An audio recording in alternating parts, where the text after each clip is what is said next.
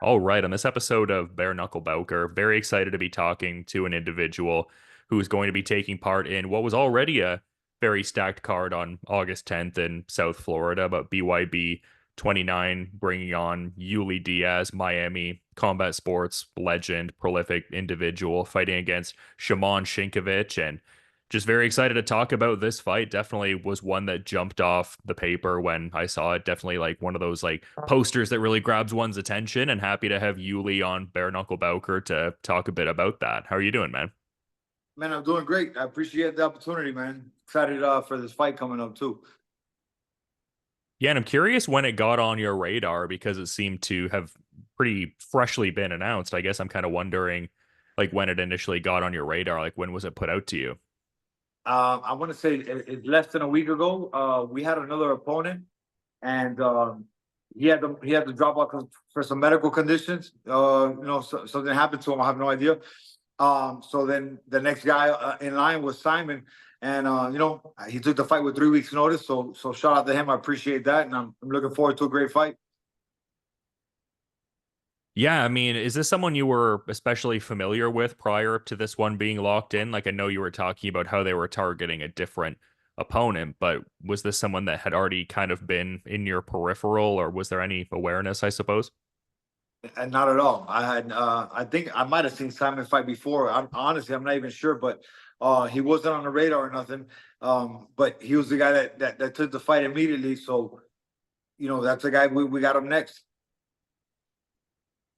Yeah, and I guess I was going to ask, like, if you're a guy who tends to, I guess, delve into some of your opponent's prior fights, or is your approach more centric to just focusing on what you're doing and adapting with whatever may come your way from the opponent? Like, is it more in line with that? It's a little bit of both. I definitely watch tape on who I'm going to fight and see what their bad habits are. I like to pick up on those. I let my coach do most of the video. He watches most of the videos on the opponents.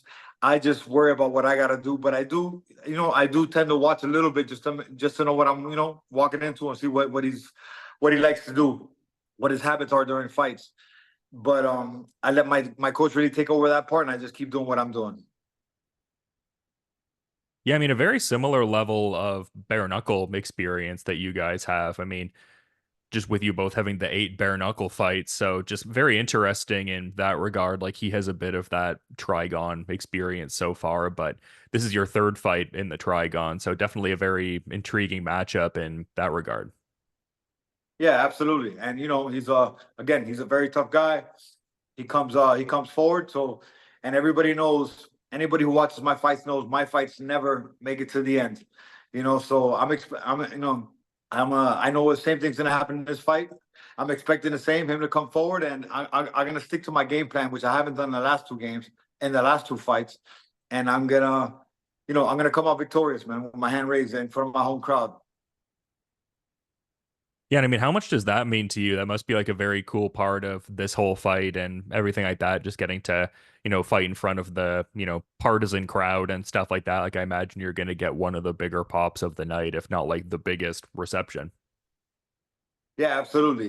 I've been fighting at home since the beginning of my career. I've had many fights here in South Florida, and it's always great, man. We always bring out the crowd. We blow the roof off any event we're at, and we're looking to do the same in this one. BYB's putting together a hell of a card, and August 10th we're gonna show the world what Uly Monster does. And I'm wondering if you're still working at Fifth Street Gym because I mean that has such a great lineage to it, just a space Muhammad Ali trained in at one point, and I mean countless amazing practitioners of the sweet science. Like, are you still getting in that Fifth Street work and all? Fifth Street Gym is my family. That's where I started my career. I love those guys. I'm not training there right now at the moment. I'm training at another gym. Just logistically, it's a lot closer to my house. And I'm happy with the coach I'm with. I know him for many years as well. But Fifth Street will always be my family, my home, and I love being able to represent that gym because it's got so much nostalgia and so much legendary, things that happen in that gym. So it's awesome to be part of them. Yeah, and I mentioned just the, this being your third fight in the Trigon. Like, what kind of learning curve is there getting to fight in such a compact space because like understandably they often tout like the high finishing rate, and you were just saying that your fights don't exactly go the distance. I mean, you literally have the fastest recorded KO. So, is there a certain learning curve with that? Like, I imagine there was a certain, I guess, like innate connectivity to it. And as far as like, I could get down fighting in this space just considering my style. But is there like a, I guess, incremental series of awareness points or like a certain progression getting subsequent fights in the mighty Trigon at all? Well, the Trigons is perfect fighting space for me because I'm a forward fighter. I like to press the action. And, with the Trigon being the way it is, you get trapped in any of those corners. That's kind of a great thing for my fight style. So as for me, it doesn't bother me because I move forward. Maybe these guys who box and they're always on the tips of their toes jumping around. If they get caught in the corner, it might be a little tougher, but I love it. I love it, and I think it's unique. It's the only one in the world, and you're fighting. I don't know if you've ever been inside the Trigon, but it's like fighting in a phone booth, and you get trapped in one of those corners, it gets even smaller.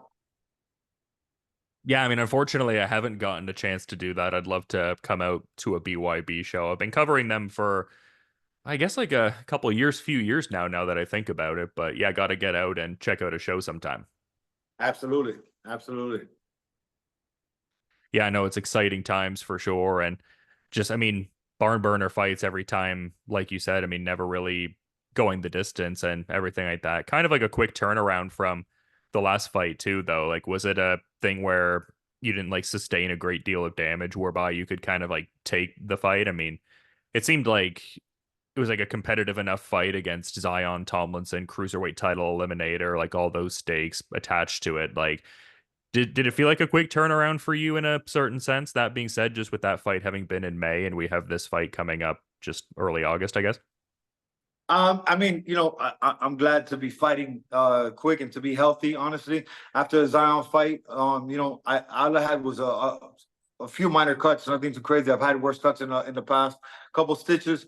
You know, I trained through those, got those cut off 10 days later, and I've been training ever since. Um, Again, with bare knuckle, that's just things that happen. You could get grazed by a punch and you'll catch a cut. Again, lucky for me, I've been healthy. Haven't had any problems, just the stitches, and we're off and off to the races. Yeah, no, good to, be able to get back to it and stuff like that. It's just been cool to kind of follow the combat sports journey and stuff like that. It seems like it really gave you like a sense of direction, even in life in general, from what I was seeing, just kind of doing my backgrounding on you. Like it seemed like after there was like a prison stint you had, it seemed like combat sports gave you like a sense of direction and like a real lane to, kind of thrive in there. So, I mean, just seems like it's benefited you in a myriad of regards. Absolutely, yeah. I always tell everybody, fighting saved my life, man. I used to get in a ton of trouble. Like you said, I was in juvenile detention center as a young man. I went to prison as an adult. Um, and I got to turn it all around through fighting. It's opened many other doors.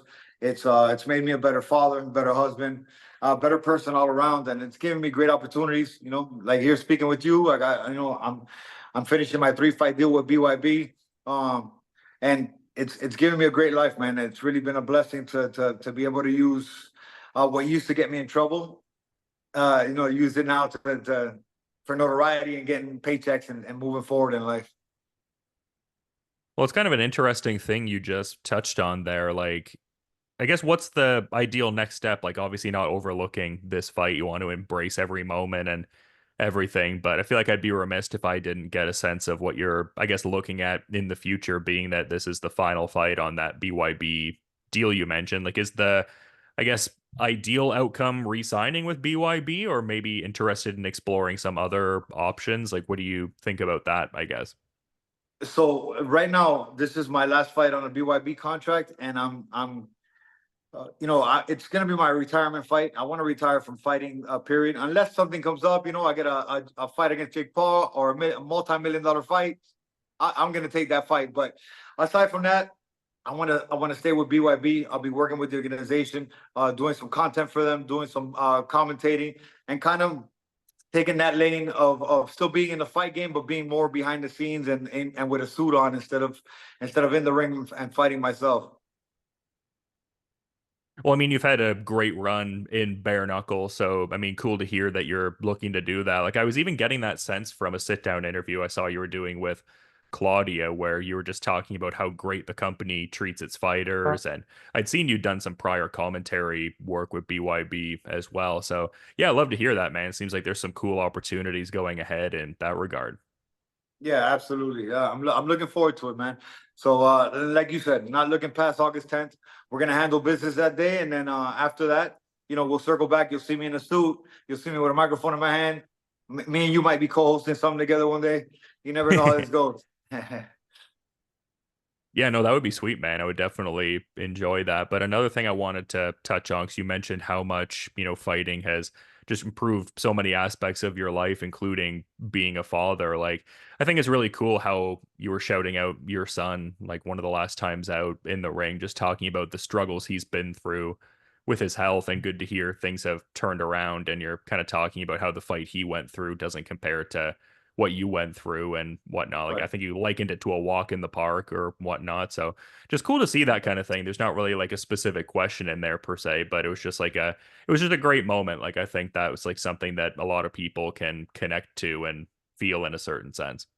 Yeah, absolutely, man. That's real life, and I appreciate you, bringing that up. Yeah, my son he's turned into my hero, man. He just fought. Everybody knows he just beat cancer. He caught it when he was 10. He's 11 now. He's cancer free. He's kicking ass in his physical therapy. He's walking around, and just being by his side through that whole battle, and just seeing what life does to you. And it's nothing compared. Life is nothing, you can't compare it to a fight in the ring. Yeah, a fight is a fight, and yeah, there's elements in there, but when real life hits you, that's a real punch to the gut that you got to really figure out who you are and fight back. Yeah, it just puts everything in perspective too. Like, everyone Right. has their different things they have going on, but I mean, something like that, I think people can look at that and just understand like the strength that would have to go into something like that, and maybe their problems can get put into like a better perspective, and the appreciation comes through a bit more. Yeah, absolutely. Yeah, it does put everything in perspective, and the appreciation, the gratefulness, the thankfulness to be alive and healthy, and being able to do what we do, man. Entertain the people while trying to kick each other's asses is a blessing in itself. Yeah, no, well said, man. And you also did reference how you feel like you're a better husband as well. I mean, someone else who's killing it, as you had kind of mentioned, like someone who's doing great things out there and really doing awesome things. I mean, former WWE star Dana Brooke doing great things in TNA now, Ash by Elegance. Like, it seems like that's Right. like a thing where both of you, I guess, have the motivation back and forth between each other, like that mutual motivation sort of dynamic, I would think.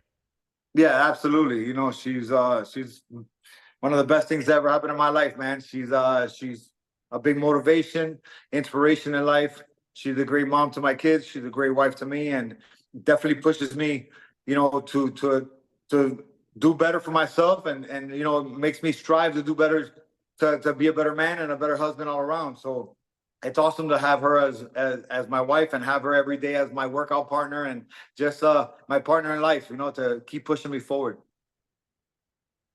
Yeah, and I mean, I feel like you've indicated in some past articles that I've seen some level of interest in getting involved in wrestling at some point. Like, even after that historic KO, I'd kind of referenced before. Like, apparently Hulk Hogan reached out to you, so maybe we could see you in a ring going forward at some point. I think that would be a good fit.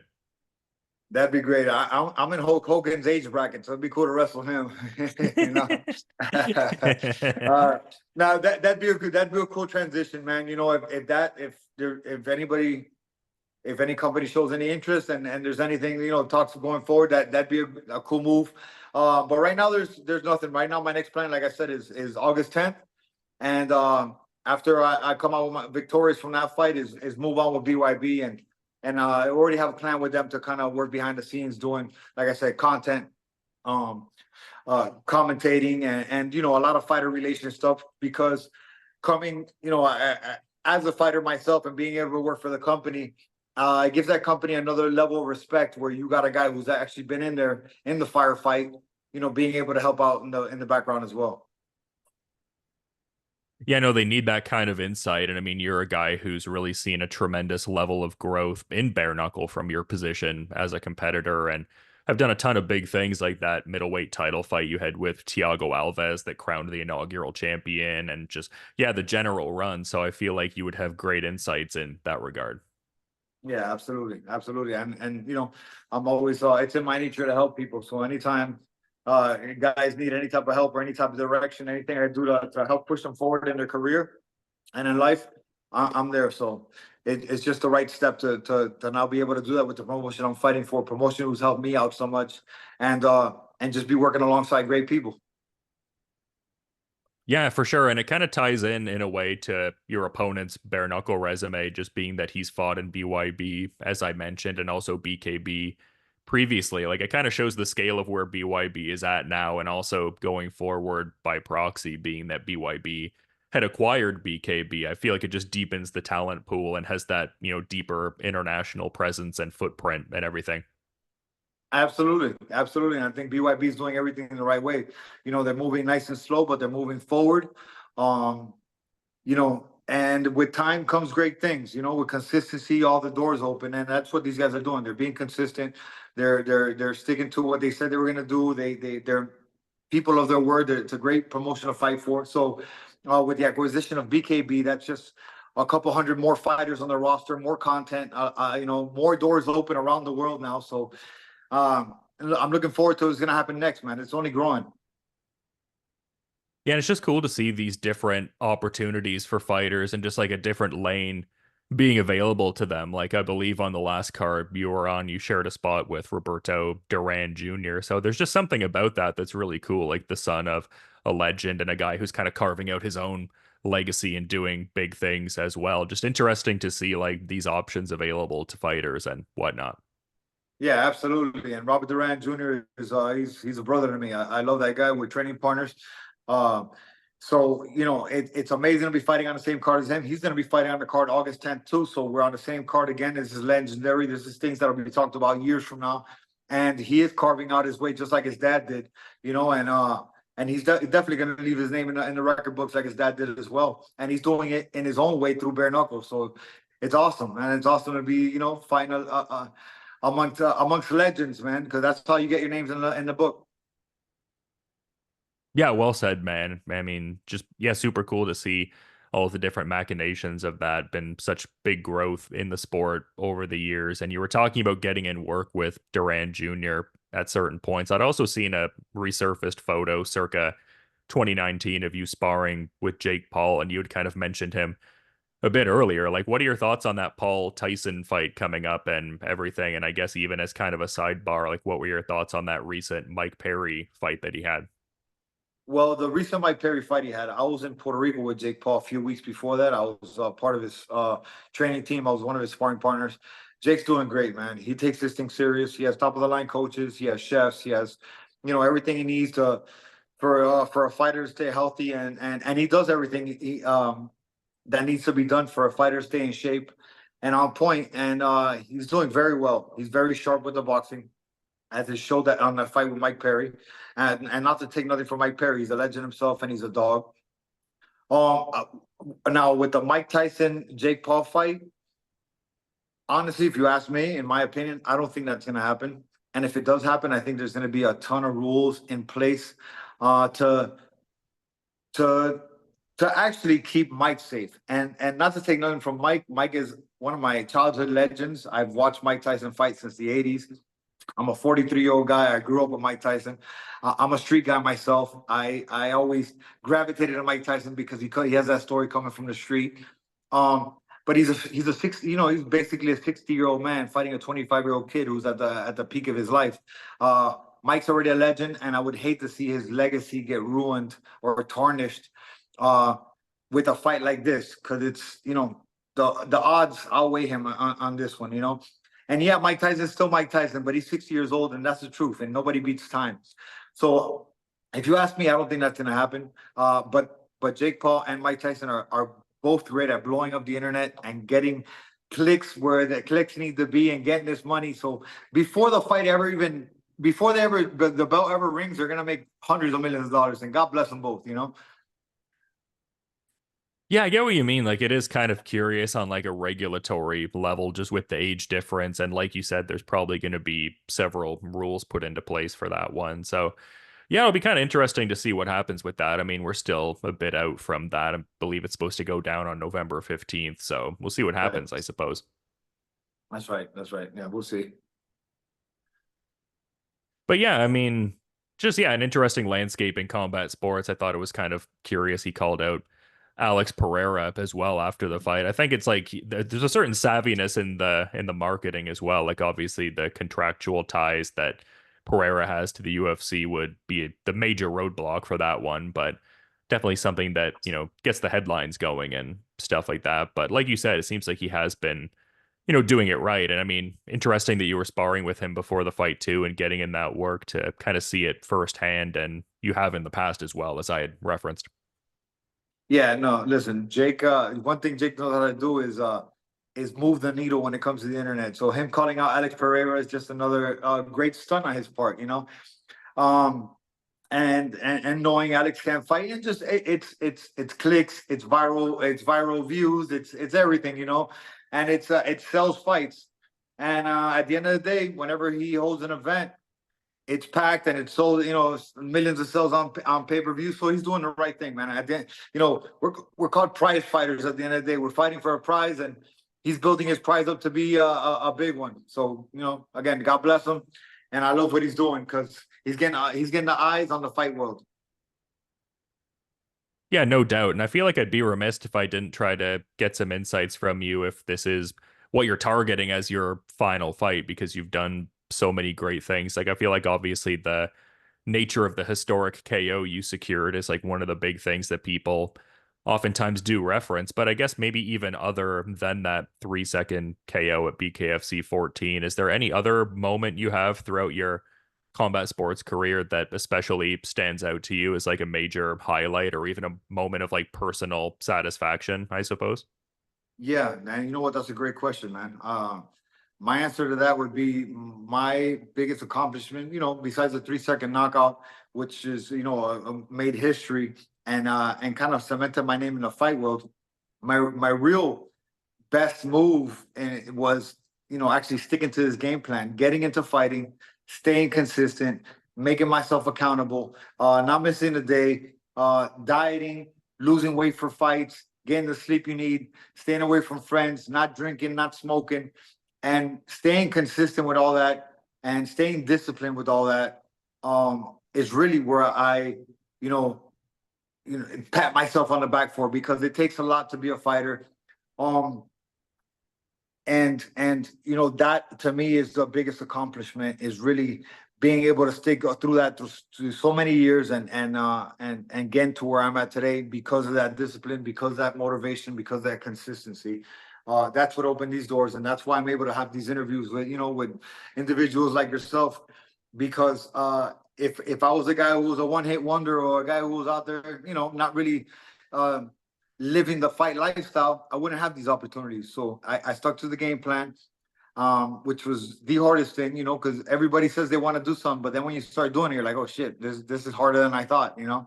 But I stuck it through, and here we are, man. You know, almost a decade later, and great fights under my belt. I fought legends, got the 3-second knockout, and I've had great opportunities, and I can retire happy. Yeah, well, great getting to, have you on and talk to you and everything. I admittedly didn't know about that, but great to finally get to talk to you. Like I was kind of saying before we got into it, like I've been watching you fight for a while now. So yeah, it's awesome to get to be able to talk to you before the last dance and all, as it were. Yeah, man. Thank you so much for the opportunity. I look forward to seeing this, man. Whenever you drop it, let me know so I could we could repost and do what we need to do to get the people out there watching. Yeah, no, I appreciate that, man. I love that, but I feel like I'd be remiss if I didn't give you the floor. Like maybe there's a final thought you might want to add as we're kind of wrapping up and everything. I do appreciate the time, Uly. Yeah, man. No problem. I appreciate your time. And my final thought is August 10th. You know, BYB 29. It's gonna be in Pembroke Pines, Florida. It's my backyard. It's my retirement fight. I'm going out with I'm not leaving the fight game without a bang. And I'm making sure I'm planting that bang and leaving with my hand raised in front of my people. So guys, don't miss out. Buy your tickets now. There's like 10 or 11 days till the fight. and it's gonna be a banger. Me versus Simon. I don't know how to pronounce his name, but he's a hell of a dog himself. So go watch two dogs get it out. Yeah, also a fan of his, and I just feel like the, dynamic you guys both have and what you each bring to the table. I mean, fight of the night written all over it, I think. So very Absolutely. excited to peep this one and just the overall card with BYB 29. And yeah, thanks so much for coming on Bare Knuckle Bowker, Uly. I'm looking forward to checking this fight when it goes down, man. But until then, you have a good rest of your day. Thank you. Thank you too, brother. Have a great day, man. Thanks.